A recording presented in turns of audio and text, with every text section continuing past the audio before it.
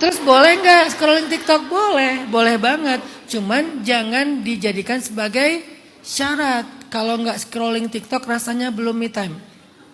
Kalau nggak scrolling TikTok rasanya belum istirahat. Jangan jadikan syarat. Itu hanya hiburan, bukan me time, hiburan. Kalau ada waktu ya kita scrolling. Nggak waktu di scrolling sama yang lain kita nonton misalnya. Pokoknya jangan jadi syarat. Yang syarat me time itu adalah benar-benar buat kita rehat. Dan itu bisa diisi dengan kayaknya kalau Tehane ya Tehane pulang terus Tehane pakai mukena, suami nggak bakal apa tadi istilahnya? Kuku lutus. Kayaknya dia nggak bakal kuku lutus deh. Kan istrinya sholat. Atau bisa aja sih ya. Kejar aja surga sendiri. Masuk aja surga sendiri. Mungkin bisa gitu ya kali ya.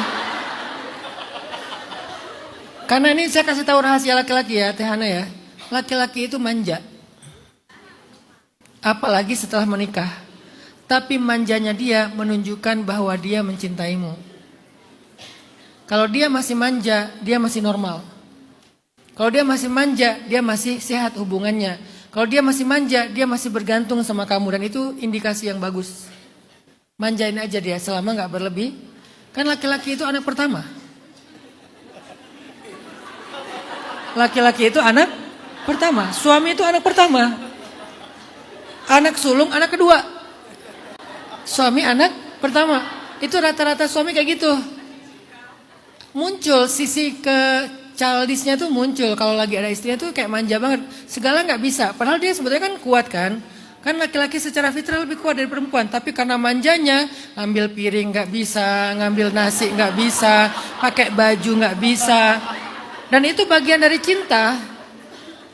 Jadi Tehana lihatlah itu sebagai salah satu cara dia mencintai Tehana. Apa? Act of service. Love language-nya suami. Mungkin love language suaminya Tehana itu emang act of service. Nanti ada suami lain love language-nya quality time. Yang penting udah pulang. Nggak masak nggak apa-apa. Yang penting ada orangnya di rumah. Quality time. Ada yang word of affirmation. Yang penting dia dihargai dengan kata-kata. Makasih ya, kamu hebat, kamu pejuang, kamu apa. Udah cukup buat dia. Ada yang bentuknya gift. Setiap pulang kasih hadiah apa. Senang. Artinya kan mungkin kita harus mengenal pasangan kita tuh love language-nya apa. Menurut saya love language suaminya Tehana itu act of service.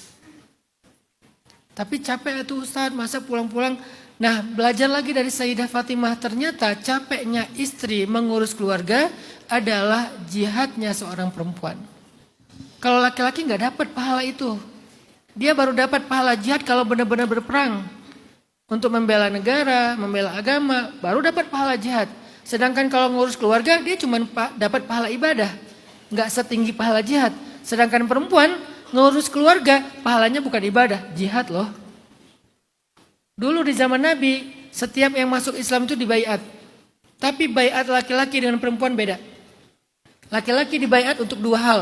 Pertama syahadat, kedua membela Rasul atau jihad. Itu baiatnya laki-laki. Kalau perempuan cukup syahadat saja.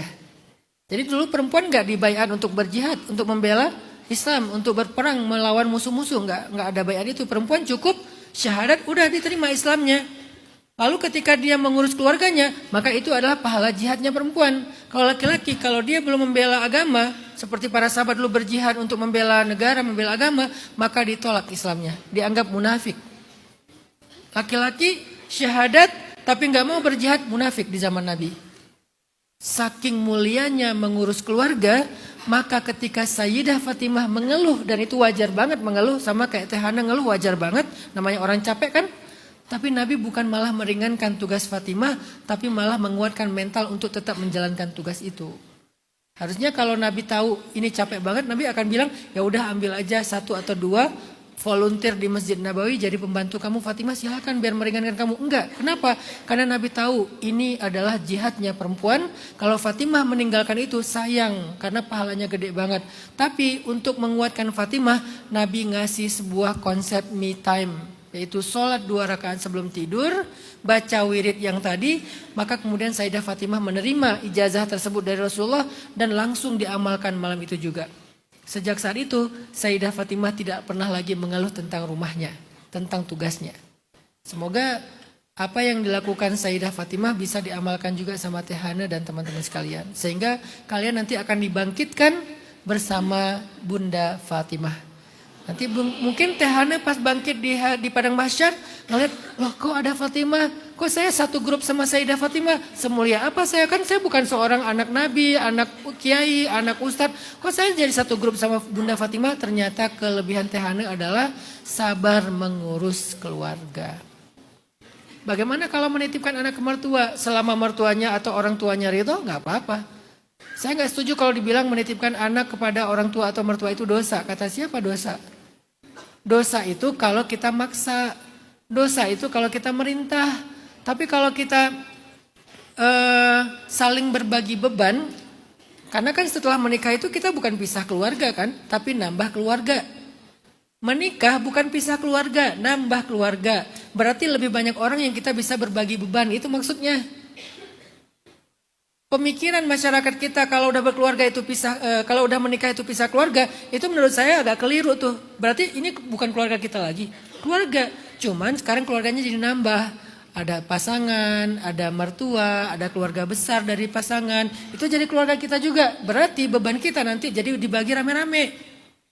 Walaupun cara baginya bukan berarti setiap hari ganti anak kita dirawat siapa, bukan gitu juga. Artinya ada beban yang dibaginya dengan pasangan, ada beban yang dibaginya dengan orang tua, dengan mertua, ada beban yang dibaginya dengan paman, ada beban yang dibaginya dengan ipar, dengan sepupu, dengan saudara.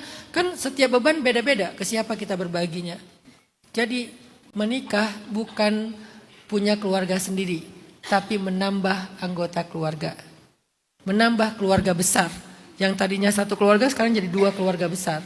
Sehingga nggak apa-apa banget kalau mertuanya nggak keberatan. Kalau mertuanya merasa berkenan. Kadang sebagai kakek atau nenek senang juga loh ngerawat cucu. Saya banyak mendengar dari para kakek nenek, ternyata kalau udah punya cucu lebih sayang cucu daripada anak, kata mereka. Banyak yang kayak gitu. Selama kita tidak menganggap mereka sebagai asisten rumah tangga. Yang artinya kita menuntut mereka sempurna gitu. Kalau ada kesalahan sedikit banyak, ya maafkan. Kasih tahu baik-baik. Jangan dianggap, kan udah dibayar. Itu bukan bayaran, karena kita gak akan pernah bisa membayar mereka. Itu bahasanya kayak, pemberian cinta lah. Bentuk dari cara kita kayak berterima kasih. Walaupun itu sama sekali gak membayar kebaikan mereka. Nah itu gak apa-apa banget. Selama sama-sama ridho. Allahu a'lam.